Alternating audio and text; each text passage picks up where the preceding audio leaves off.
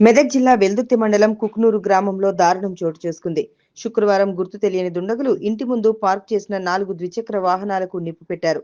గ్రామానికి చెందిన కొన్యాల నర్సింలు, భానుప్రసాద్, తలారి భిక్షపతి, పోతుల యాదగిరి అనే వ్యక్తులకు చెందిన వాహనాలకు నిప్పు పెట్టారు. 2 ద్విచక్ర వాహనాలు పాక్షికంగా ధ్వంసం కాగా 2 పూర్తిగా దగ్ధమయ్యాయి.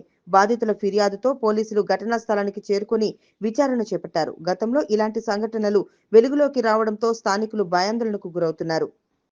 పడుకున్నాము. మా కొడుకు ఇంట్లో మమ్మీ మంటలు వస్తున్నట్టు ఏదో కమురు వాసన వస్తుంది, పటపట అంటుందని మా చిన్నబాబు చెప్పింది. చెప్పగానే బయటకు వచ్చి చూసేసరికి బండి తలిగింది. లేవు అని నేను మా ఆయనను వచ్చి బండి తలిగిపోతుంది లేవు అంటే ఆయన వచ్చి లేచి ఆరిపెట్టాకల్లా ఇక ఆరిపేసుకున్నాము. అందరిని పిలిచినాము, అందరు వచ్చిర్రు. ఆయన సీసీ కెమెరా ఆయనని పిలిచినాము. అన్న జర చూడు సీసీ కెమెరా చెక్ చేయని చెప్పినాము. 11-13 నిమిషాలకు మేము చూసినాం, బయటకు వచ్చినాం. ఇక్కడికి వెళ్ళి ఒక వ్యక్తి ఉరికినప్పుడు సీసీ కెమెరాలో పడ్డాడు. 10:50కేమో 11 గంటలకు పోయింది ఆయన ఇక్కడి నుంచి. ముఖం ఒకటి గుర్తుపట్టకుండా ఆయన కానీ ఏర్పడతలేదు.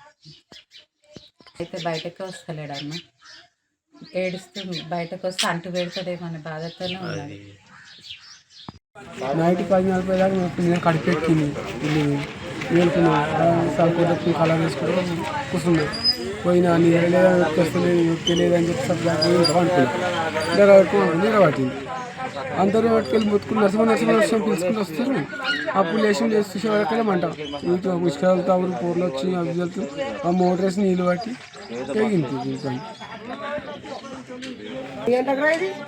అన్న 10:40 దాకా మేలుకున్నాను. నేను పెళ్లి చేసి ఇంట్లో పోయి పండుకున్నాను. నిలబట్టి కడప కలిగి నిన్న కడుపెక్కించుంటుంది, చుట్టాలు ఇంటున్నారు అని చెప్పి పోయి పండుకుని నా కొడుకు మొన్న వచ్చిన అంత 3 కిస్తీలకు కట్టినా.